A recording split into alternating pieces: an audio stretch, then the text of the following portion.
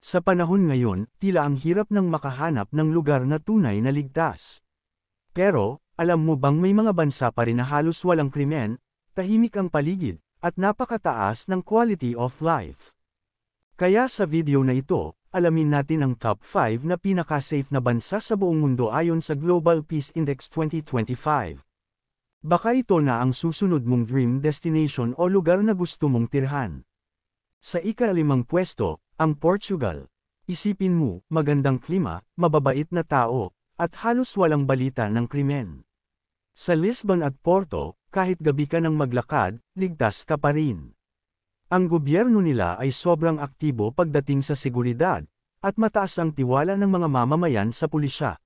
Bukod pa dyan, mura ang cost of living at masarap ang pagkain, perfect combo para sa mga gusto ng tahimik pero masayang pamumuhay.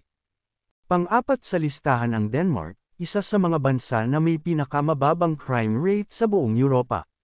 Dito, halos lahat nagtitiwala sa isa't isa. Walang corruption, may libreng edukasyon at healthcare, at sobrang organized ng lipunan. Kaya hindi na nakapagtataka kung bakit lagi itong kabilang sa happiest country sa mundo, safe na, masaya pa. Ang pangatlo ay ang Iceland, isang bansa na parang nasa fairy tale.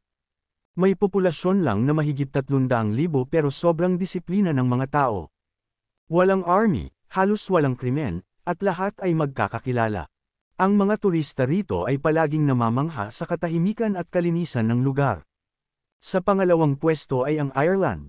Hindi lang ito kilala sa mga green fields at castles, kundi pati sa mataas na antas ng kaligtasan.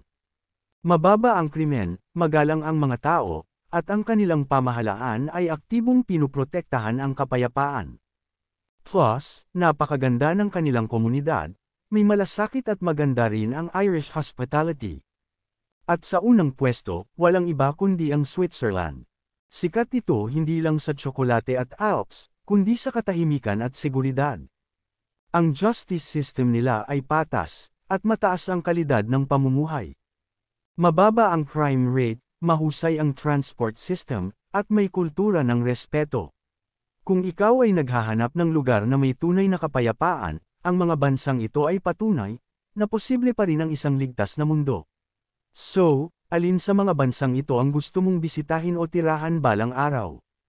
E-comment mo sa baba, at huwag kalimutang e-like at mag-subscribe para sa mas marami pang interesting facts.